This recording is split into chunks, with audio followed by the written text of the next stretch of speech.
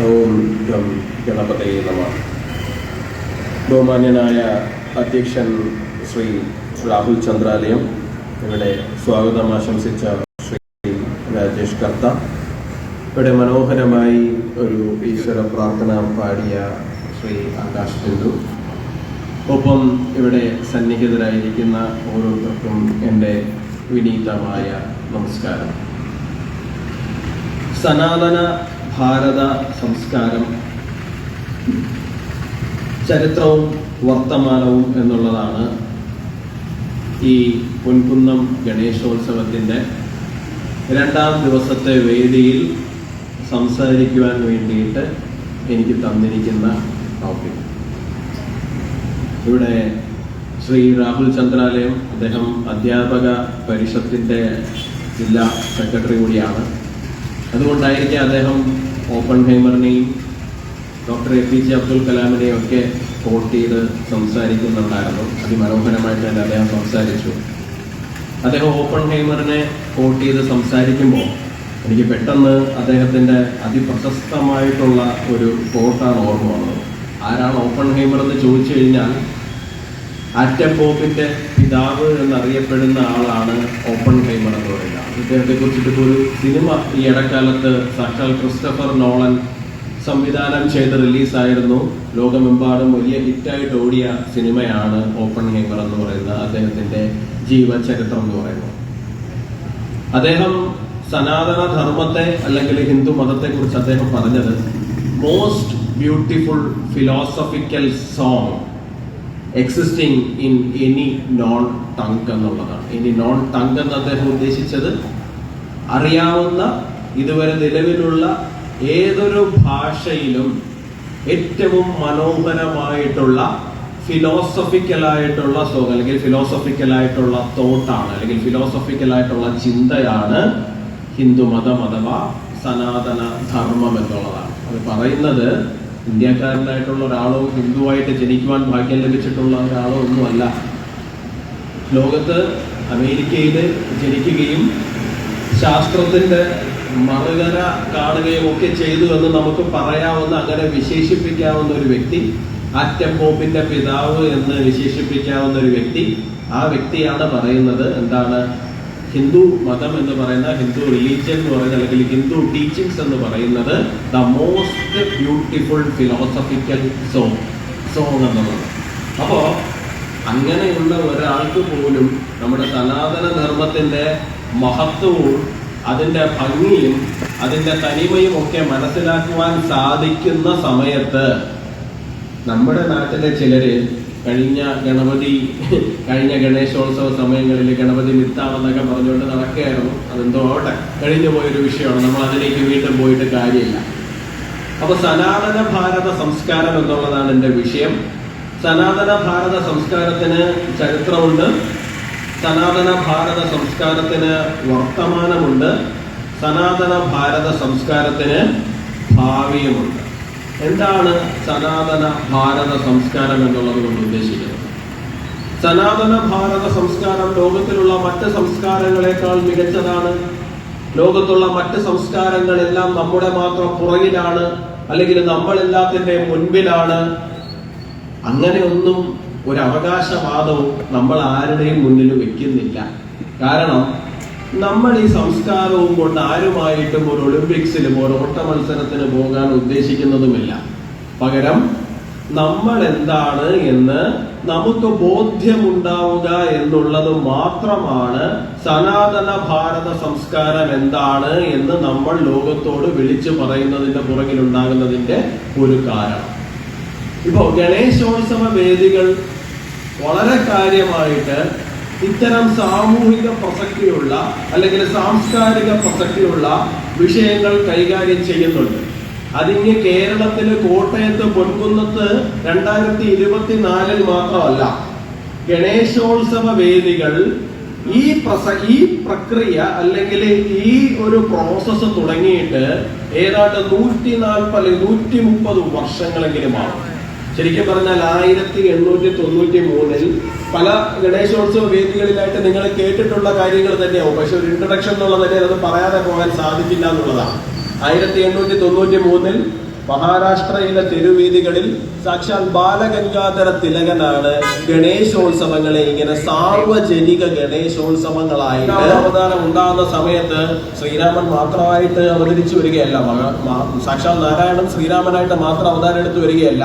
ഒപ്പം ലക്ഷ്മണൻ, അനന്തൻ ലക്ഷ്മണനായിട്ട് വരുന്നുണ്ട് അല്ലെ. ശംഖു ചക്ര ഗദാവസ്ഥൻ ആയ നാരായണന്റെ ഓരോന്നും ശംഖും ചക്രവും ഗദയും എല്ലാം തന്നെ ഭരതനും ശത്രുഘ്നനും ഒക്കെ ആയിട്ട് വരുന്നുണ്ട്. സീതാദേവി വരുന്നുണ്ട്. ഹനുമാൻ സാക്ഷാൽ രുദ്രാവതാരമാണ്, ഹനുമാന്റെ അവതാരം ഉണ്ടാകുന്നുണ്ട്. ഇങ്ങനെ ഒരു അവതാരം ഭഗവാന്റേതായിട്ട് ഭൂമിയിലേക്ക് ധർമ്മ സംസ്ഥാപനത്തിനായിട്ട് വരുന്ന സമയത്ത് ഉപമഹത്തുക്കളായ മറ്റു പല ജനനങ്ങളും ഒരുമിച്ചുണ്ടാകലുണ്ട്. അതുപോലെ തന്നെ ശ്രീകൃഷ്ണാവതാരം ഉണ്ടാകുന്ന സമയത്ത് അർജുനൻ വരുന്നുണ്ട്, വാലിപുത്രനായ ഭീമൻ വരുന്നുണ്ട്, ബലരാമൻ വരുന്നുണ്ട്. അതോടൊപ്പം തന്നെ കംസനും ശിശുപാലനെയും പോലുള്ള ഭഗവാന്റെ ദ്വാരപാലകരായിരുന്ന ആൾക്കാർ പോലും ഈ പറയുന്ന പോലെ ഭൂമിയിലേക്ക് വരുന്നുണ്ട്. അപ്പോ ഒരു പ്രക്രിയ സംഭവിക്കുന്ന സമയത്ത് ഒന്നായിട്ട് മാത്രമായിട്ട് സംഭവിക്കില്ല.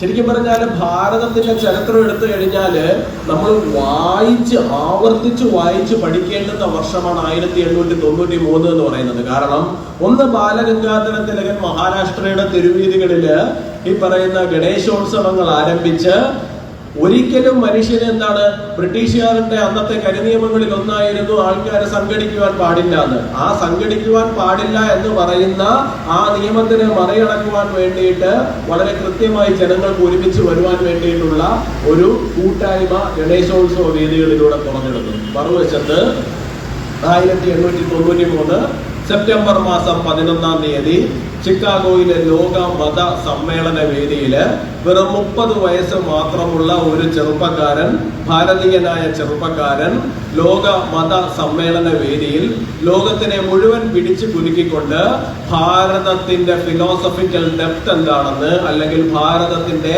ഫിലോസഫിക്കൽ ഔന്നത്യം എന്താണ് എന്ന് അസന്നിഗ്ധമായി പ്രഖ്യാപിക്കുന്നു. അതിന്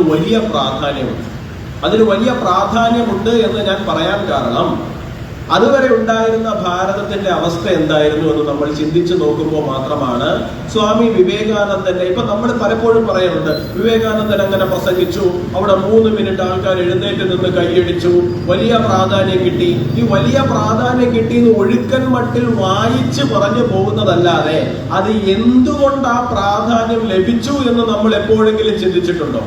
എന്തുകൊണ്ട് ഒരു ലോക മത സമ്മേളന വേദിയിൽ സ്വാമി വിവേകാനന്ദൻ നടത്തിയ 3-4 മിനിറ്റ് വരുന്ന ഒരു പ്രസംഗം കഴിഞ്ഞപ്പോ ആ പ്രസംഗത്തിന് അത്രയേറെ പ്രാധാന്യം ലഭിച്ചു എന്ന് നമ്മൾ എപ്പോഴെങ്കിലും ചിന്തിച്ചിട്ടുണ്ടോ? നമ്മൾ ഈ ചരിത്രം പഠിക്കാറുണ്ട്. എന്തിനാണ് നമ്മൾ ചരിത്രം പഠിക്കുന്നത്? ഹിസ്റ്ററി പരീക്ഷ എഴുതുന്ന സമയത്ത് 2 മാർക്കിനും 5 മാർക്കിനും 10 മാർക്കിനും ഉത്തരം എഴുതാൻ വേണ്ടി മാത്രം നമ്മൾ ചരിത്രം പഠിക്കാറുണ്ട്. പക്ഷെ ചരിത്രം പഠിക്കേണ്ടത് ചരിത്രം വെറുതെ എഴുതി പോകാനല്ല, ചരിത്രത്തിൽ നിന്ന് നമ്മൾ പാഠം ഉൾക്കൊള്ളാൻ വേണ്ടിയിട്ടാകണം നമ്മൾ ചരിത്രം പഠിക്കേണ്ടത്. അതുവരെ ഉണ്ടായിരുന്ന ഭാരതത്തിന്റെ അല്ലെങ്കിൽ ഭാരതീയരുടെ അവസ്ഥ എന്തായിരുന്നു എന്ന് വെറുതെ ചിന്തിച്ചു നോക്കിയാൽ മതിയാകും. എന്തുകൊണ്ട് സ്വാമി വിവേകാനന്ദന്റെ പ്രസംഗം അന്ന് ലോകശ്രദ്ധ നേടി? ആ പ്രസംഗം കഴിഞ്ഞ് 130 വർഷങ്ങൾക്ക് ഇപ്പുറം നമ്മൾ ഇന്നും എന്തുകൊണ്ട് ആ പ്രസംഗം ചർച്ച ചെയ്യുന്നതാണ്? കാരണം ഭാരതത്തിനെ സംബന്ധിച്ചിടത്തോളം ലോകത്തിന്റെ മുൻപില് ഒരു അടിമ രാജ്യം മാത്രമായിരുന്നു. അടിമകളുടേതായ രാജ്യം, ഏതാണ്ട് 1000 വർഷത്തോളം അടിമത്തത്തിൽ പോയ ജനതയുള്ള ഒരു രാജ്യം. ആ രാജ്യത്തിനെ ജനങ്ങൾക്ക് പ്രത്യേകിച്ച് ആത്മാഭിമാനം ഇല്ല. സായിപ്പന്മാർ ഇവിടെ വന്നതിന് ശേഷം നമ്മളെ എന്ത് ചെയ്യുന്നു? സംസ്കാരം പഠിപ്പിക്കുന്നു. നമ്മളെ സംസ്കാരം പഠിപ്പിച്ച് നമ്മളെ അത്യാവശ്യം കൊള്ളാവുന്ന നിലയിൽ ജീവിക്കാൻ പ്രാപ്തരാക്കി മാറ്റുന്നു. അവരുടേതായ വിദ്യാഭ്യാസ പദ്ധതികൾ നമ്മളിലേക്ക് കൊണ്ടുവരുന്നു. അതുവരെ കൂട്ടാനും കുറയ്ക്കാനും എഴുതാനും പോലും അറിവില്ലാതിരുന്ന തലത്തിലുള്ള ഒരു ജനതയെ ഇവരെന്ത് ചെയ്യുന്നു? ഇതെല്ലാം പഠിപ്പിച്ച് സാംസ്കാരികമുള്ള അല്ലെങ്കിൽ സംസ്കാരമുള്ള ഒരു ജനതയാക്കി മാറ്റുന്നു. ഇത് ആ കാലഘട്ടത്തിലെ സാമാന്യരായിട്ടുള്ള ഇന്ത്യക്കാർ പോലും വിശ്വസിച്ചു പോന്നിരുന്ന ഒരു കാര്യമാണ്. ആ കാലഘട്ടത്തിലെ സാമാന്യരായ ഇന്ത്യക്കാര് ഭാരതീയര് വിശ്വസിച്ചു പോന്നിരുന്ന ഒരു കാര്യമാണ്. കാരണം അന്ന് 10-40 കോടി ജനസംഖ്യ ഉണ്ടായിരുന്ന നമ്മുടെ രാജ്യത്തിനെ 10,000-ൽ താഴെ മാത്രം സംഖ്യയുള്ള ബ്രിട്ടീഷുകാർക്ക് അടിച്ച് അടിമകളാക്കി ഭരിക്കുവാൻ സാധിച്ചിരുന്നത് ഈ ഒരൊറ്റ മാനസികാവസ്ഥ ഭാരതീയർക്ക് ഉണ്ടായിരുന്നത് കൊണ്ട് മാത്രമാണ്. എന്താണ്? നമ്മൾ കുറഞ്ഞ ആൾക്കാരാണ്, നമ്മളെക്കാളും എന്തോ മുന്തിയ ആൾക്കാരാണ് നമ്മുടെ മുന്നിൽ വന്ന് നിൽക്കുന്ന ഈ ബ്രിട്ടീഷുകാര്. അവര് ഭരിക്കുവാൻ വേണ്ടി ജനിച്ചതാണ്, നമ്മൾ അടിമകളായി അവരുടെ കീഴിൽ പണിയെടുക്കുവാൻ വേണ്ടി മാത്രം ജനിച്ചവരാണ് അല്ലെങ്കിൽ ജീവിക്കുന്നവരാണ് എന്നുള്ള ചിന്താഗതി ഓരോ ഭാരതീയന്റെ തലയ്ക്കകത്തും കെട്ടിവെക്കുന്നതിൽ ആ ബ്രിട്ടീഷുകാർ അന്ന് വിജയിച്ചത് കൊണ്ട് മാത്രമാണ് 40 കോടി ജനതയുണ്ടായിരുന്ന നമ്മളെ 10,000-ൽ താഴെ മാത്രം അംഗസംഖ്യ ഉണ്ടായിരുന്ന ബ്രിട്ടീഷുകാർക്ക് അടിമകളാക്കി 2 നൂറ്റാണ്ടിലധികം ഭരിക്കുവാൻ വേണ്ടിയിട്ട് സാധിച്ചത്. അതിന് ഉദാഹരണം നിങ്ങൾ നമ്മുടെ അമ്പലപ്പറമ്പുകളിലേക്ക് മാത്രം നോക്കിയാൽ മതി. നമ്മൾ ആനയെ കണ്ടിട്ടുണ്ടാവും അല്ലേ? ആന. ഈ ആന എന്താണ്? ഈ ആന വലിയ ശക്തിയുള്ള ജീവിയാണ്. ഈ ആന ഒന്ന് തുമ്പിക്കൈയെടുത്ത് വീശി കഴിഞ്ഞാല് ചുറ്റും നിൽക്കുന്ന ആൾക്കാർ മുഴുവനും ചിതറി ഓടും. 1000 പേര് ചേർന്നാൽ ഈ ആനയെ പിടിച്ചു കെട്ടാൻ പറ്റുമോ? പറ്റില്ല. 5000 പേര്, 10,000 പേര്, ഇത്രയും പേര് ചേർന്ന് നിന്നാൽ ഈ ആനയെ പിടിച്ചു കെട്ടാൻ പറ്റുമോ? പറ്റില്ല. പക്ഷേ കാറ്റടിച്ചാൽ വീണു പോകുമെന്ന് നമുക്ക് തോന്നുന്ന ഒരു ചെറിയ പാപ്പാൻ ഒരു ചെറിയ തോട്ടിയെടുത്ത് ഈ ആനയെ ഇങ്ങനെ കൊണ്ടു കിടക്കുന്നത് കാണാം. എന്തുകൊണ്ടാണ്? കാരണം ഈ ആനയെ കുറിച്ചിട്ട് ഈ പാപ്പാൻ പഠിച്ചിട്ടുള്ളതാണ്. ഈ ആനയുടെ വീക്ക്നെസ് എന്താണെന്ന് ഈ പാപ്പാൻ അറിയാവുന്നുള്ളത് കൊണ്ടാണ്. ആനയുടെ മർമ്മസ്ഥാനങ്ങൾ എന്താണെന്നും ആനയെ എങ്ങനെ മെരുക്കിക്കൊണ്ട് നടക്കണമെന്നും ഈ പാപ്പാൻ അറിയാവുന്നത് കൊണ്ടാണ്. അതോടൊപ്പം തന്നെ താൻ എന്താണ് എന്നുള്ള ബോധ്യം ആ ആനയ്ക്ക് ഇല്ലാത്തത് കൊണ്ടുകൂടിയാണ്. എന്ന് ആനയ്ക്ക് തന്നെ കുറിച്ചിട്ട് ബോധ്യം ഉണ്ടാകുന്നോ, എന്ന് ആനയ്ക്ക് തന്നെ മെരുക്കിക്കൊണ്ട് കിടക്കുന്ന ഈ പാപ്പാനെ കുറിച്ചിട്ട് ബോധ്യം ഉണ്ടാകുന്നോ, അന്ന് നമുക്ക് ആനയെ തളച്ചുകൊണ്ട് നടക്കുക എന്ന് പറയുന്ന പരിപാടി നമുക്ക് നിർത്തേണ്ടി വരും. അതൊരിക്കലും ഉണ്ടാകില്ല എന്ന് നമുക്ക് ഉറപ്പുള്ളത് കൊണ്ട് ഈ ആനയെ നമുക്ക് എല്ലാ കാലത്തും ഇങ്ങനെ കൊണ്ടു നടക്കാൻ കഴിയും. ഇതുപോലെ 2-2.5 നൂറ്റാണ്ട് വളരെ ഭംഗിയായിട്ട് ഈ ആനയെ നമ്മൾ ഇന്ന് കൊണ്ടു നടക്കുന്നത് പോലെ നമ്മളെ കൊണ്ട് നടന്നിരുന്ന ആൾക്കാരായിരുന്നു ഈ വെറും 10,000-ൽ താഴെ മാത്രം അംഗസംഖ്യ ഉണ്ടായിരുന്ന ബ്രിട്ടീഷുകാർ. കാരണം ഈ 40 കോടി ജനതയ്ക്ക് തങ്ങൾ എന്താണെന്നോ തങ്ങളുടെ ശക്തി എന്താണെന്നോ എന്നുള്ളതിനെ കുറിച്ചിട്ട് യാതൊരു ബോധ്യവും ഉണ്ടായിരുന്നില്ല. കാരണം അത് ശാരീരികമായ അടിമത്തമായിരുന്നില്ല, അത് മാനസികമായ അടിമത്തമായിരുന്നു. നമ്മൾ അടിമയായി ജീവിക്കുവാൻ വേണ്ടി മാത്രം ജനിച്ചവരാണ് എന്നുള്ള മാനസികമായ അടിമത്തം. 1893 സെപ്റ്റംബർ മാസം 11 തിരുവനന്തപുരത്ത് വന്നാൽ ശ്രീപത്മനാഭസ്വാമി ക്ഷേത്രങ്ങളാണ്. ശ്രീപത്മനാഭസ്വാമി ക്ഷേത്രത്തിലേക്ക് ചെന്നു കഴിഞ്ഞാല് അവിടെ എത്ര തൂണുകളുണ്ടെന്ന് നിങ്ങൾക്കറിയാമോ? ശ്രീപത്മനാഭസ്വാമി ക്ഷേത്രത്തിൽ എത്ര തൂണുണ്ട്? നമ്മുടെ കേരളത്തിലെ ഏറ്റവും പ്രശസ്തമായ ക്ഷേത്രമാണ്. ഒരു പക്ഷേ ഏറ്റവും വലിപ്പമുള്ള ക്ഷേത്രവും ശ്രീപത്മനാഭസ്വാമി ക്ഷേത്രമായിരിക്കും. ലോകത്തിലെ ഏറ്റവും സമ്പന്നമായ ക്ഷേത്രമാണെന്ന് നിങ്ങൾക്കറിയാം, നിങ്ങൾക്ക് ഇതൊക്കെ അറിയാം. പക്ഷേ ശ്രീപത്മനാഭസ്വാമി ക്ഷേത്രത്തിൽ എത്ര തൂണുകൾ ഉണ്ടെന്ന് നിങ്ങൾക്കറിയാമോ? 365 തൂണുകളുണ്ട്. എന്താണ് 365? നിങ്ങൾ എവിടെയെങ്കിലും നമ്പർ കേട്ടിട്ടുണ്ടോ? 365/4 number of days in an year അല്ലേ? ഒരു വർഷത്തിലെ ദിവസങ്ങളുടെ എണ്ണം. എന്തുകൊണ്ടാണ് ശ്രീപത്മനാഭസ്വാമി ക്ഷേത്രത്തിൽ 365 തൂണുകൾ വന്നത് അറിയോ? കാരണം മാർത്താണ്ഡവർമ്മ മഹാരാജാവ് ശ്രീപത്മനാഭസ്വാമി ക്ഷേത്രം പണിയുന്ന സമയത്ത് ചെറിയൊരു മത്സരം വരും. മത്സരം എന്ന് പറഞ്ഞാൽ ആ കാണുന്ന ശിവേലി മണ്ഡപവും ഗോപുരവും ഒക്കെ 1 വർഷം കൊണ്ട് പണിയാമെന്നുള്ളതാണ് മത്സരം എന്ന് പറയുന്നത്. ഒറ്റൊരു വർഷം കൊണ്ട് പണിയാം. ഒരൊറ്റ ശില്പികളുള്ളത് ഏറ്റെടുക്കാൻ തയ്യാറാകില്ല. അപ്പോ തമിഴ്നാട്ടിൽ നിന്ന് വൈനമുത്തു ആചാര്യ എന്ന് പറയുന്ന ഒരു ശില്പി വരും. ആ ശില്പി ആ ചലഞ്ച് ഏറ്റെടുക്കും. അദ്ദേഹം എങ്ങനെയാണ് പണിയുന്നതെന്നൊന്നും അത് പറയാനുള്ള അറിവില്ല. പക്ഷേ അദ്ദേഹം കണക്കുകളുടെ സഹായത്തോടു കൂടിയാണ് ആ ശിവേലി മണ്ഡപവും ഗോപുരമൊക്കെ പണിത് തീർക്കുന്നത്. 1 വർഷം കൊണ്ട് അദ്ദേഹം കൃത്യമായിട്ട് പണിയും. ആ വർഷത്തിന്റെ കണക്കാണ് 365. പിന്നെ ഒരു ചെറിയ കാൽത്തൂണും. ആ ഗരുഡന്റെ ഒരു പ്രതിഷ്ഠ നിൽക്കുന്നുണ്ട്.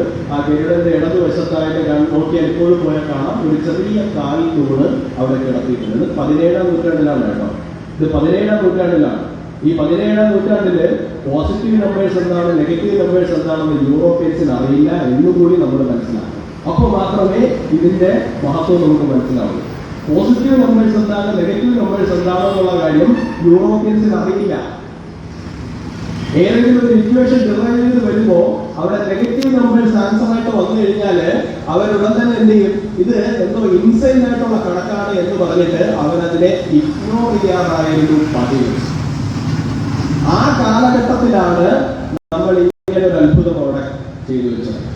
ഇപ്പോ ഈ ഇക്വിനോക്സ് ദിവസം ഈ സൂര്യൻ നേർരേഖയിൽ സഞ്ചരിക്കുന്ന ദിവസമാണല്ലോ. പണ്ടൊക്കെ ആരും ശ്രദ്ധിക്കാതെ പോകുന്ന ഒരു ദിവസമായിരുന്നു. ഇപ്പോൾ ശ്രീപത്മനാഭ ക്ഷേത്രത്തിന് മുമ്പിൽ ചെന്ന് കഴിഞ്ഞാൽ വലിയ ആൾക്കൂട്ടോട് ആൾക്കാർ മൊബൈലിൽ പിടിച്ച് നിൽക്കുന്നുണ്ട് റീൽസ് ഉണ്ടാക്കാൻ വേണ്ടി. നല്ലതാണ്. കാരണം എന്താണ്? കാരണം ഈ നേർരേഖയിൽ പോകുന്ന ദിവസം സൂര്യൻ കൃത്യമായിട്ട് ആ ഗോപുരവാതിലിലൂടെ ഒന്നൊന്നായിട്ട് കടന്നു പോകുന്നത് കൃത്യമായിട്ട് കാണാൻ കഴിയും. അപ്പോ ആ കണക്ക് 17ാം നൂറ്റാണ്ടിൽ സൃഷ്ടിച്ചിരിക്കുന്ന ഒരു സൃഷ്ടിയാണ്. നമ്മൾ താജ്മഹൽ ലോകത്തിന്റെ അത്ഭുതമൊക്കെ തന്നെയാണ്, അല്ലാതെ ഒന്നും പറയുന്നില്ല. പക്ഷേ താജ്മഹലിന്റെ പുറകെ പോകുമ്പോൾ സനാതന ഭാരതം സൃഷ്ടിച്ചു വെച്ചിരിക്കുന്ന ഇത്തരം കാര്യങ്ങൾ കൂടി നമ്മളൊന്ന് കാണേണ്ടതുണ്ട്. കാരണം നമ്മുടെ ചുറ്റിലുമുള്ള നിസാരമായിട്ട് നമുക്ക് തോന്നുന്ന മഹത്തായ കാര്യങ്ങളാണ്. ഇതൊന്നും അവിടെ കിടക്കുന്ന അകത്ത് കിടക്കുന്ന ശ്രീപത്മനാഭൻ കാണിക്കുന്ന അത്ഭുതമാണെന്നൊന്നും ഞാൻ പറയുന്നില്ല. അതൊന്നും അങ്ങനെ അല്ലെങ്കിൽ താൻ. പകരം ഇത് ഭാരതത്തിന്റെ ശില്പിമാർക്ക് ഏതോ കാലം മുതൽ ഉണ്ടായിരുന്ന ശാസ്ത്രീയമായ അറിവാണ്. അപ്പോ ഭാരതത്തിന് അറിവില്ലാതിരുന്നത് കൊണ്ടല്ല, ഭാരതത്തിന് സമ്പത്തില്ലാതിരുന്നത് കൊണ്ടുമല്ല, ഭാരതത്തിന് സൈനികമായിട്ട് ശക്തി ഇല്ലാതിരുന്നത് കൊണ്ടുമല്ല. പക്ഷേ നമ്മൾ 1000 വർഷത്തിലധികം അടിമത്തത്തിലേക്ക് വീണു പോകുന്ന സാഹചര്യമുണ്ടായി. അതിന്റെ കാരണം ഞാൻ നേരത്തെ പറഞ്ഞ ആനയുടെ ഉദാഹരണത്തിന്. കാരണം നമുക്ക് നമ്മൾ എന്താണെന്നോ നമ്മുടെ ശക്തി എന്താണെന്നോ എന്നുള്ളതിനെ കുറിച്ചിട്ട് യാതൊരു തരത്തിലുള്ള ധാരണയില്ല. കുറച്ച് നാളുകൾക്ക് മുമ്പ് നമ്മളൊരു ചെറിയ ക്വിസ് മത്സരം നടത്തി. അതിനകത്ത് പാണ്ഡവരുടെ അമ്മ ഏതാണ്, അമ്മയുടെ പേരെന്താണ് എന്ന് കുട്ടികളോട് ചോദിച്ചു. ഉത്തരം എഴുതിയില്ല എന്നുണ്ടെങ്കിൽ നമുക്ക് ക്ഷമിക്കാമായിരുന്നു. പക്ഷെ കുട്ടികൾ എഴുതി തന്ന ഉത്തരത്തിൽ സീതാദേവിയുടെ പേര് വരെ ഉണ്ട് എന്ന് പറയുന്നതാണ് ഏറ്റവും കഷ്ടം. കുട്ടികൾ എഴുതി തന്ന പേരില് സീതാദേവിയുടെ പേര് വരെ ഉണ്ട്. അപ്പൊ സീതാദേവി ആരാണെന്ന് അവർക്ക് അറിയില്ല. സീതാദേവി ആരാണെന്ന് പോലും ഈ പറയുന്ന കുട്ടിയൊക്കെ അറിയില്ല എന്നുള്ളതാണ് ഏറ്റവും കഷ്ടം. നമ്മുടെ സോഷ്യൽ മീഡിയയിലൊക്കെ കയറി കഴിഞ്ഞു കഴിഞ്ഞാൽ അവരെ മാത്രം കുറ്റം പറഞ്ഞിട്ട് കാര്യമില്ല. കാരണം സോഷ്യൽ മീഡിയയിലേക്കൊക്കെ കയറി കഴിഞ്ഞു കഴിഞ്ഞാൽ നമ്മുടെ സാംസ്കാരികമായ ഈ പറയുന്ന പൈതൃകത്തെ, നമ്മുടെ ഇതിഹാസങ്ങളെ ഒക്കെ അവർ വിശേഷിപ്പിക്കുന്നത് അല്ലെങ്കിൽ താരതമ്യം ചെയ്യുന്നത് ബാലമംഗളമായിട്ടും ഡിങ്കനുമായിട്ടും ഒക്കെയാണ്. ഡിങ്കന് വലിയ ശക്തി ഉണ്ടായിരുന്നു, അതുപോലെ ഒരു ഹനുമാൻ ഉണ്ടായിരുന്നു. ഡിങ്കന് വലിയ ശക്തി ഉണ്ടായിരുന്നു, അതുപോലെ എന്താണ് ഒരു ശ്രീരാമൻ ഉണ്ടായിരുന്നു, അതുപോലെ വേറെ കുറെ കുരങ്ങന്മാരുണ്ട്. ഇതുപോലെയാണ് അവരെന്താണ് കബീഷിന് വാല് നീട്ടാൻ കഴിവുണ്ടായിരുന്നു, കിഷ്കു ഉണ്ടായിരുന്നു. ഇങ്ങനെ ഈ പറയുന്ന കഥാപാത്രങ്ങളോട് മാത്രം ഇവരിതിനെ താരതമ്യം ചെയ്യാം. ശരിക്കും പറഞ്ഞാൽ അവരവരുടെ വിവരക്കേടാണ് അവിടെ എടുത്ത് പ്രദർശിപ്പിച്ചുകൊണ്ടിരിക്കുന്നത് ഈ നവമാധ്യമങ്ങളിൽ. വിവരക്കേടാണെന്ന് മാത്രമേ പറയാൻ കഴിയുള്ളൂ. കാരണം ഞാൻ നേരത്തെ പറഞ്ഞു, ആറ്റം ബോംബിന്റെ പിതാവായിട്ടുള്ള സാക്ഷാൽ ഓപ്പൺഹൈമർ സനാതന സംസ്കാരത്തിനെ വിളിച്ചിരിക്കുന്ന മോസ്റ്റ് ബ്യൂട്ടിഫുൾ ഫിലോസഫി എന്നാണ്. അദ്ദേഹത്തെ വിമർശിക്കുക. കാരണം കുറച്ചു നാളുകൾക്ക് മുമ്പ് രാമാനുജന്റെ, നമ്മുടെ മാത്തമാറ്റീഷ്യൻ ഉണ്ടായിരുന്നല്ലോ, മഹാനായ മാത്തമാറ്റീഷ്യനായിരുന്നു രാമാനുജൻ. ഈ രാമാനുജൻ പല മാത്തമാറ്റിക്സിലെ പല ഇക്വേഷൻസും ഡിറൈവ് ചെയ്യുകയും പല പുതിയ തിയറീസും അദ്ദേഹം കണ്ടെത്തുകയും ചെയ്യുമ്പോൾ അദ്ദേഹം എല്ലാത്തിൻ്റെയും താഴെ നോട്ട് ചെയ്ത് വെച്ചിട്ടുണ്ട്, ഇത് അദ്ദേഹത്തിന്റെ പരദേവത അദ്ദേഹത്തിന്റെ സ്വപ്നത്തിൽ ദർശനം കൊടുക്കുന്നതാണെന്നാണ് അദ്ദേഹം അവകാശപ്പെടുന്നത്. ആണോ അല്ലെങ്കിൽ രണ്ടാമത്തെ വശം. പക്ഷെ അദ്ദേഹം അങ്ങനെയാണ് അതിനെ വിശ്വസിച്ചിരുന്നത്. അപ്പൊ അദ്ദേഹം അത് എഴുതി വെച്ചിരിക്കുന്നതിനെ വളരെ നികൃഷ്ടമായിട്ട് അതിന്റെ താഴെ ചെന്നിട്ട് കമന്റുകളിട്ട് രാമാനുജനെ പോലും അവർ അധിക്ഷേപിക്കുകയാണ്. ഈ രാമാനുജൻ ഉണ്ടാക്കി വെച്ചിരിക്കുന്ന തിയറീസ് അല്ലെങ്കിൽ അത് തെറ്റാണെന്ന് നിങ്ങൾക്ക് പ്രൂവ് ചെയ്യാം. അതിനുശേഷം അദ്ദേഹം പറഞ്ഞത് കുഴപ്പമാണെന്ന് നിങ്ങൾക്ക് പറയാം. പക്ഷേ ഇവര് ചെയ്യുന്നത് അതൊന്നുമല്ല, വെറുതെ ചെലവായി ലഭിക്കുക എന്നുള്ളതാണ്. അപ്പോ ഒരു രാമായണം എന്താണ് അല്ലെങ്കിൽ മഹാഭാരതം എന്താണ്, അതിന്റെ മഹത്വം എന്താണ് എന്ന് മനസ്സിലാക്കുവാനുള്ള ശേഷി അവർക്കില്ലാതെ പോകുന്നുള്ളതാണ്. ഇപ്പൊ ഓപ്പൺഹൈമർ എന്തുകൊണ്ടാണ് ഭാരതത്തിന്റെ സനാതന സംസ്കാരത്തിലെ മോസ്റ്റ് ബ്യൂട്ടിഫുൾ ഫിലോസഫിക്കൽ സോങ് എന്ന് വിശേഷിപ്പിക്കപ്പെടുന്ന സാഹചര്യം ഉണ്ടാകുന്നത്? കാരണം അതിൻ്റെ അകത്തുള്ള ഫിലോസഫിക്കൽ ഡെപ്ത് അദ്ദേഹത്തിന് മനസ്സിലാകുന്നു എന്നുള്ളതാണ്. ഞാൻ നിങ്ങളോട് ചോദിക്കുന്നത്, നമുക്കത് മനസ്സിലാകുന്നുണ്ടോ എന്നുള്ളതാണ്. നമുക്കത് മനസ്സിലാകുന്നുണ്ടോ ഇതിന്റെ ഫിലോസഫിക്കൽ ഡെപ്ത് എത്രയാണ്? ഇപ്പോ വളരെ നിസ്സാരമായ ഒരു കഥ ഞാൻ നിങ്ങളോട് പറയാം. നമുക്ക് എല്ലാവർക്കും അറിയാവുന്ന ചെറിയൊരു കഥ ഞാൻ നിങ്ങളോട് പറയാം. ആ കഥയ്ക്കകത്ത് അടങ്ങിയിരിക്കുന്ന ഫിലോസഫിക്കൽ ഡെപ്ത് എന്താണെന്ന് നമ്മൾ ചിന്തിച്ചിട്ടുണ്ടോ എന്നുള്ള കാര്യം നമ്മൾ പറയാം. നമുക്കറിയാം ശ്രവണകുമാരന്റെ കഥ അല്ലെ. ദശരഥ മഹാരാജാവ് ഒരിക്കലും കാട്ടിൽ പോകുന്ന സമയത്ത് അദ്ദേഹത്തിന് മക്കളില്ലായിരുന്നു. അദ്ദേഹം വലിയ വിഷമത്തിലായിരുന്നു. അദ്ദേഹം കാട്ടിൽ പോകുന്ന സമയത്ത് അദ്ദേഹത്തിന് ഈ ശബ്ദം കേട്ടിട്ട് ലക്ഷ്യം ഭേദിക്കുവാനുള്ള കഴിവുണ്ടായിരുന്നു.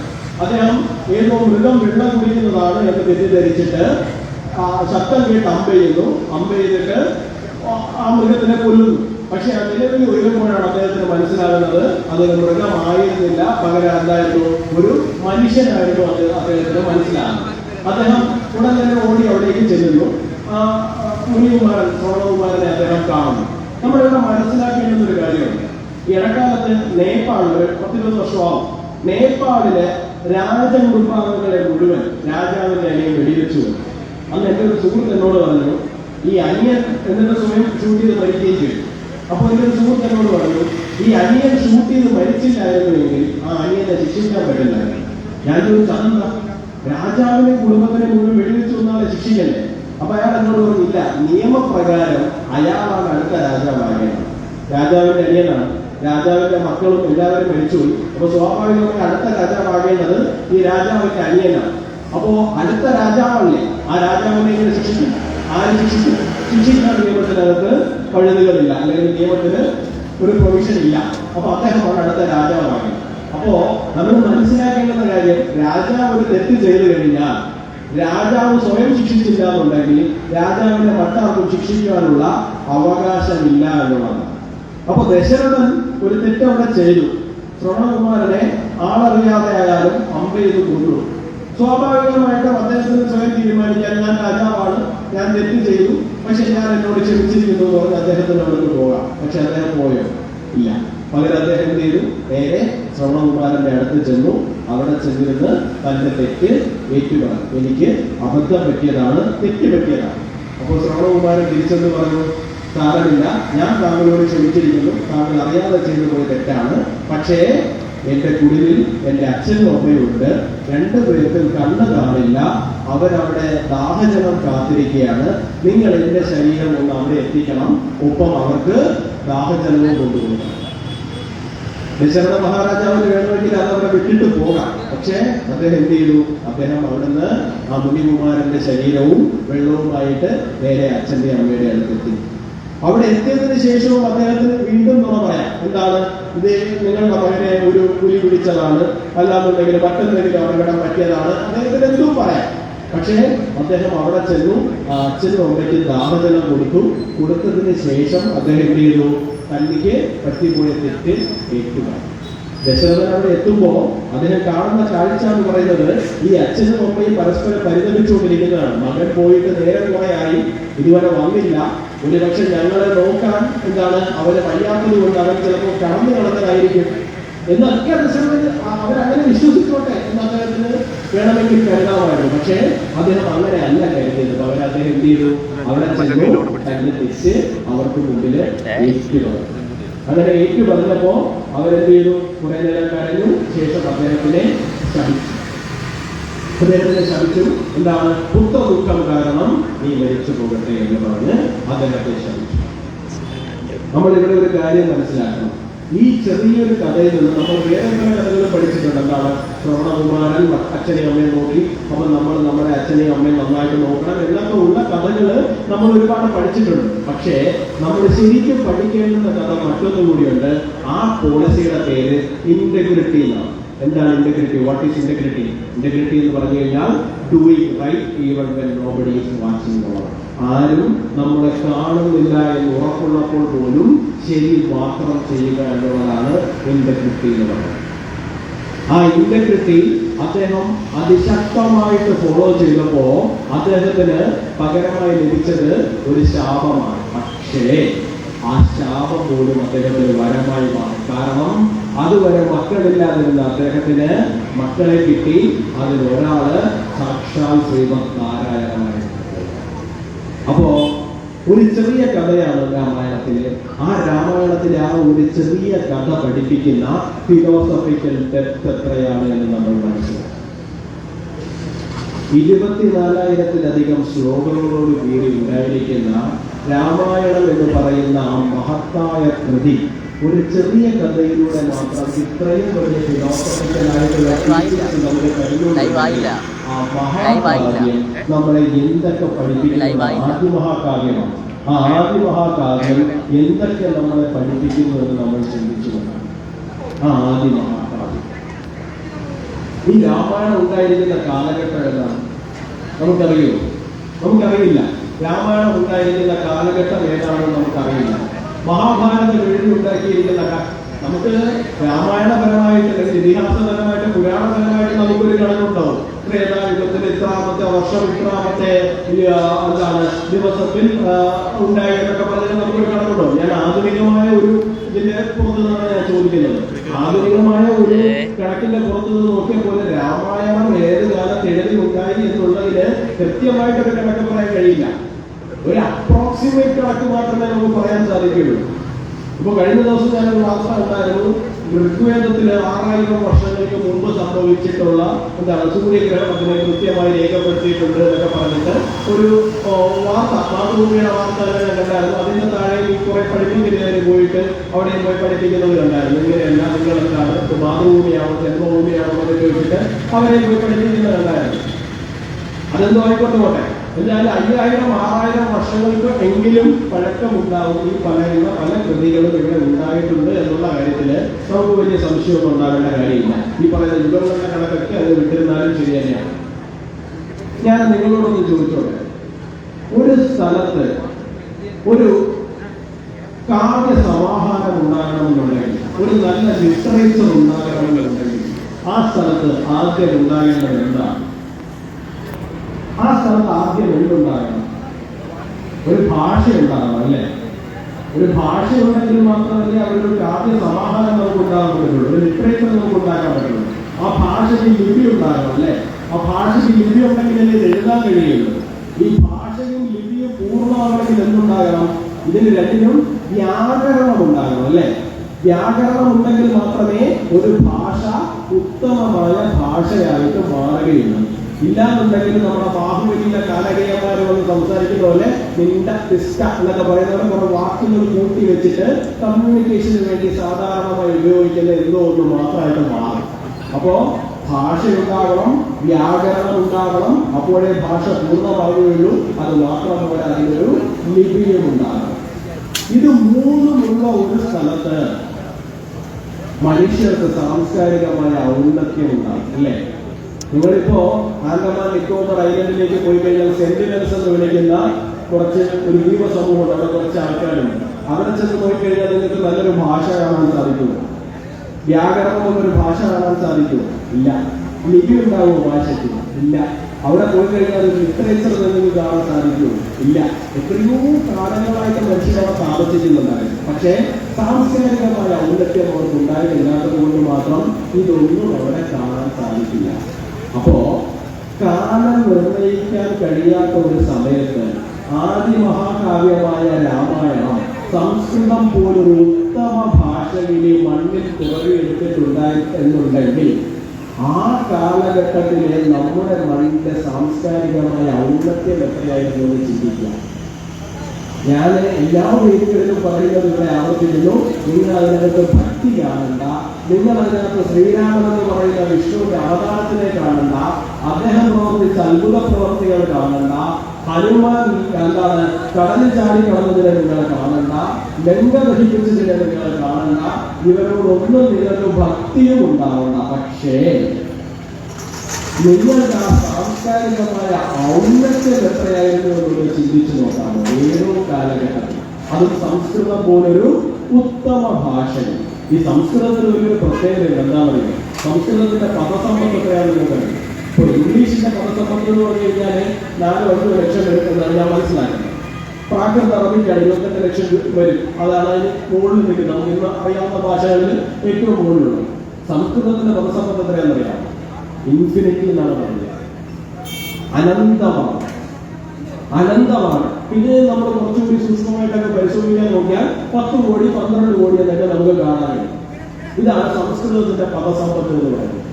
അങ്ങനെ ഒരു ഭാഷയില് കാലം നിർണയിക്കാനാവാത്ത ഏതോ കാലഘട്ടത്തില് നമ്മുടെ ഈ മണ്ണില് രാമായണവും മഹാഭാരതവും പോലുള്ള ഇതിഹാസങ്ങൾ ഉണ്ടായിട്ടുണ്ട് എന്നുണ്ടെങ്കിൽ അത് തന്നെയാണ് ഏറ്റവും വലിയ അത്ഭുതം. നമ്മൾ ഉൾക്കൊള്ളുന്ന പാരമ്പര്യം എന്ന് പറയുന്നത് അതാണ് നമ്മുടെ ലെഗസി എന്ന് പറയുന്നത്. ഈ നമ്മളോടാണ് എന്താണ് ഹിന്ദു റേറ്റ് ഓഫ് ഗ്രോത്ത് എന്ന് പറഞ്ഞ് കുറച്ചു നേരത്തെ കുറെ ആധുനികന്മാര് പറയുന്നത് ഇവിടെ പ്രാകൃതരായ ഹിന്ദുക്കളാണ് താമസിക്കുന്നത്. അതുകൊണ്ട് എന്താണ് ഇവിടെ വികസനം കടന്നു വരാത്തത്, മനുഷ്യന് പുരോഗതി ഉണ്ടാകാത്തത് ഇതുകൊണ്ടാണ് എന്ന് കുറെ ആധുനിക മതേതരന്മാര് നമ്മളെ വന്ന് പഠിപ്പിക്കാൻ നിൽക്കുക. ശരിയാണ്, നമുക്കൊരു വീഴ്ച സംഭവിച്ചു പോയിട്ടുണ്ട്. 1947 ഓഗസ്റ്റ് 15 ഇന്ത്യ ഉണ്ടായത്. ബ്രിട്ടീഷുകാർ വന്ന് റെയിൽവേ ഉണ്ടാക്കിയത് കൊണ്ടാണ്. ഇല്ലായിരുന്നു എന്നുണ്ടെങ്കിൽ ഇന്ത്യ ഉണ്ടാവില്ല എന്ന് വരെ ഒരു ലെഫ്റ്റ് ലിബറൽ ഒരാൾ എന്നോട് വന്ന് പഠിപ്പിച്ചു. എന്താണ് റെയിൽവേ ഉണ്ടായതുകൊണ്ടാണ് ഇന്ത്യ കണക്കി വിട്ടുള്ളത്, ഇല്ലായിരുന്നുണ്ടെങ്കിൽ ഇന്ത്യ ഉണ്ടാവില്ലായിരുന്നു എന്നാണ് അവർ പറയുന്നത്. ഈ സ്വാമി വിവേകാനന്ദനെ വീണ്ടും വോട്ട് ചെയ്ത് സംസാരിക്കേണ്ട ഒരു ആവശ്യമുണ്ട്. സ്വാമി വിവേകാനന്ദനെ മാത്രമല്ല, വിൻസ്റ്റൺ ചർച്ചിൽ പറഞ്ഞൊരു കാര്യമാണ് ഇന്ത്യക്ക് സ്വാതന്ത്ര്യം ലഭിക്കുന്നതിനെ കുറിച്ച്. എന്താണ് the power will go to the rascals എന്നാണ് അദ്ദേഹം പറഞ്ഞിരിക്കുന്നത്. തെമ്മാടികളുടെ കയ്യിലേക്ക് ഇന്ത്യയുടെ ഭരണം പോകും. അവര് ഫ്രീ ലീസ് കൊടുത്ത് ഇവിടെ നടക്കും.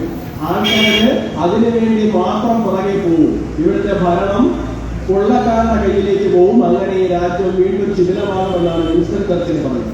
ഇതിനെ കുറച്ചുകൂടി മാന്യമായിട്ട് സ്വാമി വിവേകാനന്ദ പറഞ്ഞിട്ടുണ്ട്. കാരണം അദ്ദേഹത്തോട് എനിക്കൊരു ശിഷ്യ ചോദിക്കുകയുണ്ടായി, സ്വാമിജി ഇന്ത്യയുടെ സ്വാതന്ത്ര്യത്തെ കുറിച്ച് ഇങ്ങനെ സംസാരിക്കുന്നുണ്ട്, പക്ഷെ അത് എന്തുകൊണ്ടാണ് സ്വാതന്ത്ര്യ സമരത്തിലേക്ക് രംഗപ്രവേശം ചെയ്യാത്തത്? അന്ന് സ്വാമിജി തിരിച്ചു പറയുന്നൊരു മറുപടിയുണ്ട്, ഞാൻ സ്വാതന്ത്ര്യ സമരത്തിന്റെ പോരാട്ടത്തിലേക്ക് ഇറങ്ങി വരാം, നാളെ തന്നെ നിങ്ങൾക്ക് സ്വാതന്ത്ര്യം മേടിച്ചും തരാം, പക്ഷേ നിങ്ങളത് നിലനിർത്തുന്നുള്ള ഒരു ഉറപ്പ് എനിക്കില്ല. നിങ്ങളത് നിലനിർത്തുവാൻ വേണ്ടിയിട്ട് പാകപ്പെട്ടിട്ടില്ല എന്നാണ് സ്വാമി വിവേകാനന്ദൻ പറയുന്നത്. എന്തുകൊണ്ടാണെന്ന് അറിയാം. ഇത് തന്നെയാണ് വിൻസ്റ്റൺ ചർച്ചില് മോശമായിട്ട് പറഞ്ഞത്. കാരണം ആദ്യത്തെ ഒരു വൈദേശികാക്കൾ നമ്മുടെ ചരിത്രം പഠിക്കുന്നതിന് വലിയ പ്രശ്നമുണ്ട്. കാരണം നമ്മൾ സ്വാതന്ത്ര്യ സമരം എന്ന് പറയുന്നത് പഠിക്കുന്നത് എന്താണ്? ബ്രിട്ടീഷുകാർക്കെതിരെ ചെയ്ത സമരമാണ്. ബ്രിട്ടീഷുകാർക്കെതിരെ നമ്മൾ സ്വാതന്ത്ര്യ സമരം നടത്തിയതാണ് നമ്മളെ സംബന്ധിച്ചിടത്തോളം നമ്മൾ പഠിക്കുന്ന സ്വാതന്ത്ര്യ സമരം. അപ്പൊ ബ്രിട്ടീഷുകാർക്ക് മുമ്പ് വന്ന ഡച്ചുകാർക്കെതിരെ നടത്തിയത് എന്തായിരുന്നു? സ്വാതന്ത്ര്യ സമരം അല്ലേ? ആണ്. അതിനു മുമ്പ് വന്ന പോർച്ചുഗീസുകാർക്കെതിരെ നമ്മൾ നടത്തിയത് എന്താണ്? സ്വാതന്ത്ര്യ സമരം അല്ലേ? ആണ്. പരമാവധി നമ്മൾ അതുവരെ പഠിക്കും. ഇതുവരെ സ്വാതന്ത്ര്യ സമരം 1497 ആര് വന്നു? വാസ്കോ ഡ ഗാമ ചേപ്പാട് കടപ്പുറത്ത് വന്നു എന്നുള്ളത് മുതൽ നമ്മൾ സ്വാതന്ത്ര്യ സമരം പഠിക്കും. അപ്പൊ അതിനു മുമ്പ് ഉണ്ടായിരുന്ന ആരൊക്കെയാണ്? നമ്മുടെ മാമന്മാരും കൊച്ചുച്ചന്മാരുമാണോ മരിച്ചുകൊണ്ടിരുന്നത്? അല്ലല്ലോ. വഴിയെ പോയ മുഗളനും കണ്ട അറബികളും തുർക്കികളും ഒക്കെ ഇവിടെ കയറി വന്ന് കൂട്ടക്കുല നടത്തി 17 തവണയാണ് സോമനാഥ ക്ഷേത്രം നടത്തുന്നത്. 17 തവണ നമ്മുടെ മതേതരത്വം പഠിപ്പിക്കുകയാണ്. 17 തവണയാണ് നടത്തുന്നത് സോമനാഥ ക്ഷേത്രം. നമ്മുടെ ശ്രീപത്മനാഭ സ്വാമി ക്ഷേത്രത്തിലേക്ക് ചെന്ന് നോക്കിക്കഴിഞ്ഞാൽ ഒരുവിധപ്പെട്ട പണി എല്ലാവർക്കും അറിയാമല്ലോ. നമ്മള് ചെറുപ്പകാലത്ത്, ഞാൻ എന്റെ കുട്ടിക്കാലത്ത് തൊഴുതുകൊണ്ടിരുന്ന ശ്രീപത്മനാഭന്റെ വിഗ്രഹം എന്ന് പറഞ്ഞാൽ കറുത്തിട്ടായിരുന്നു. എന്തുകൊണ്ടായിരുന്നു? കാരണം ടിപ്പു സുൽത്താൻ എന്ന് പറഞ്ഞ ഒരാളുടെ ആക്രമണം ഇങ്ങോട്ട് വരുന്നുണ്ട് എന്നുള്ളത് കൊണ്ട് മാത്രം വിഗ്രഹത്തിനെ കരിപിടിപ്പിച്ചു വെച്ചിരുന്നു. അമ്പലപ്പുഴ ക്ഷേത്രത്തിൽ ചെന്ന് നോക്കിക്കഴിഞ്ഞാൽ ഗുരുവായൂർ നട ഇപ്പോഴും കാണാം. അവിടെ ദേവസ്വം ബോർഡാണ് എഴുതി വെച്ചിട്ടുണ്ട് ഭംഗിയായിട്ട്. എന്താണ്? ടിപ്പു സുൽത്താന്റെ ആക്രമണത്തിന് ഭയന്നിട്ട് ഗുരുവായൂരപ്പന്റെ വിഗ്രഹം തിരുവിതാംകൂർ അതിർത്തിക്കുള്ളിലേക്ക് കൊണ്ടുവന്നു അമ്പലപ്പുഴ ക്ഷേത്രത്തില് പ്രതിഷ്ഠിച്ചിരുന്നു. ടിപ്പു സുൽത്താൻ മരിച്ചതിന് ശേഷമാണ് തിരിച്ച് ഗുരുവായൂരില് വീണ്ടും പുനഃപ്രതിഷ്ഠ നടത്തി വിഗ്രഹത്തിനെ തിരിച്ച് അങ്ങോട്ടേക്ക് കൊണ്ടുവന്നത്. ആ സ്മരണയ്ക്ക് ഇപ്പോഴും അമ്പലപ്പുഴ ക്ഷേത്രത്തില് ഗുരുവായൂർ നട ഇരിപ്പുണ്ട്. അപ്പൊ ഇതൊക്കെ നടന്നിട്ടുണ്ട്. ഇത് നമ്മുടെ മാമന്മാരായിട്ടൊന്നുമല്ലോ, ഇവര് നമ്മുടെ ഭരിച്ചുകൊണ്ടിരുന്നവരെ മുഴുവൻ നമ്മളത് സ്വന്തക്കാരാക്കാൻ വേണ്ടി. അപ്പോ ഈ പറയുന്ന പോർച്ചുഗീസുകാർക്ക് മുമ്പ് ഇവിടെ അതിക്രമിച്ച് കയറിയവരും യുദ്ധം ചെയ്ത് കീഴടക്കിയവരും നമ്മളെ അടക്കി ഭരിച്ചിരുന്നവരും അവർക്കെതിരെ യുദ്ധം ചെയ്തവരെയും നമ്മൾ സ്വാതന്ത്ര്യ സമര സേനാനികളായിട്ട് തന്നെ കാണും. BC 325 അലക്സാണ്ടർ ചക്രവർത്തിയുടെ ആക്രമണം നമ്മുടെ നാട്ടിലേക്ക് കയറി വരുന്നത്.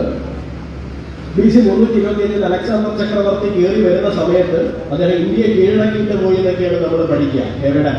ഇന്ത്യയുടെ ഒരു അറ്റത്തൂടെ ചെറിയ ഗണരാജ്യങ്ങളുടെ ഹിന്ദുകുഷ് പർവ്വതനിരകൾ വഴി അകത്തേക്ക് കയറിയിട്ട് ചെറിയ ഗണരാജ്യങ്ങളെ മാത്രം തോൽപ്പിച്ചു കഴിഞ്ഞപ്പോഴേക്കും പിന്നീട് നിക്ക കണ്ടിരുന്നാണ് അദ്ദേഹം തിരിച്ചോടുകയാണ് ചെയ്തത്. കാരണം പിന്നീട് മഗധ പോലുള്ള വലിയ സാമ്രാജ്യങ്ങൾ അവശേഷിച്ചിരുന്നു കണ്ടു കഴിഞ്ഞപ്പോ ഇനി അങ്ങോട്ടേക്ക് പോകാനുള്ള ശേഷി തനിക്കില്ല എന്ന് ബോധ്യത്തെ തിരിച്ചു പോവുകയാണ് ചെയ്തത്. പക്ഷെ നമ്മൾ പഠിക്കുന്നത് ഇത് ഗ്രേറ്റ് അലക്സാണ്ടർ എന്ത് ചെയ്തു, ഇന്ത്യയെ കീഴടക്കിയതാണ്, ഒന്നും സംഭവിച്ചിട്ടില്ല. ഈ അലക്സാണ്ടർ ചക്രവർത്തിക്കെതിരെ ആ ഗണരാജ്യങ്ങളിൽ നിന്ന് ആയുധമെടുത്ത് പോരാടിയ ഏറ്റവും ആദ്യത്തെ സൈനികരിൽ തുടങ്ങുന്നതാണ് നമ്മുടെ സ്വാതന്ത്ര്യ സമര ചരിത്രം. അവിടെ മുതൽ നമ്മൾ പഠിക്കേണ്ടതാണ്. അത് മുതലാണ് നമ്മുടെ സ്വാതന്ത്ര്യ സമര ചരിത്രം എന്ന് പറയുന്നത്. നമ്മളെ കീഴടക്കി കഴിഞ്ഞതിന് ശേഷം നമ്മളിത് തിരിച്ചു പിടിക്കാൻ വേണ്ടി നടത്തിയത് മാത്രമല്ല, കീഴടക്കപ്പെടാതിരിക്കുവാൻ വേണ്ടിയിട്ട് നടത്തിയ പോരാട്ടങ്ങൾ ഉൾപ്പെടെ നമ്മുടെ സ്വാതന്ത്ര്യ സമരങ്ങളാണ്. ഈ അലക്സാണ്ടർ ചക്രവർത്തി ഇങ്ങോട്ടേക്ക് കയറി വരുമ്പോ അത് കണ്ടു നിന്നിരുന്ന ഒരു ഗുരുവും ശിഷ്യനും ഉണ്ടായിരുന്നു. ആ ഗുരുവിന്റെ പേര് ചാണക്യനെന്നും ശിഷ്യന്റെ പേര് ചന്ദ്രഗുപ്ത മൗര്യനെന്നുമാണ്. അവര് രണ്ടുപേരും വളരെ ദുഃഖത്തോടു കൂടിയാണ് നിന്നത്. കാരണം ഓരോ ഗണരാജ്യങ്ങളെ ആയിട്ടാണ് ഇവർ ആക്രമിക്കുന്നത്. ഇവർ ഒരുമിച്ച് നിന്നിട്ട് അലക്സാണ്ടറോട് യുദ്ധം ചെയ്യുന്നില്ല.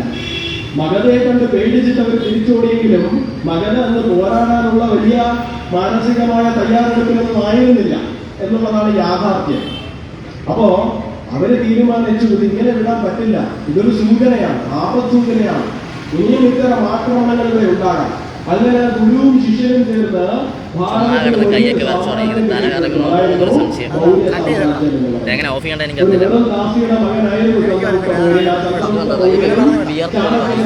ഗുരുവും ചേർന്ന് വലിയൊരു സാമ്രാജ്യം ഇവിടെ കെട്ടിപ്പടുത്തു. ആ സാമ്രാജ്യത്തിനെ അദ്ദേഹത്തിന്റെ മകനായിരുന്ന ബിംബിസാരൻ കൂടുതൽ വിശാലവും ദൃഢവുമാക്കി. പക്ഷേ മൂന്നാം തലമുറയിലേക്ക് എത്തിയപ്പോ ഈ പറയുന്ന ലിബറലിസം, എന്താണ് ചോറിന്റെ കുത്ത് എന്നൊക്കെ നമ്മൾ നാട്ടുഭാഷയെ പറയുന്നത് പോലെ ഈ പറയുന്ന ലിബറലിസം ഉള്ളിലേക്ക് കയറാൻ തുടങ്ങിയപ്പോ അശോക ചക്രവർത്തി എന്ത് ചെയ്തു, അതിർത്തികളൊക്കെ തുറന്നിട്ടു, ഇല്ലേ, സൈന്യത്തിനെയൊക്കെ പിരിച്ചുവിട്ടു, വഴിയെ പോകുന്നവരെയൊക്കെ പിടിച്ചകത്ത്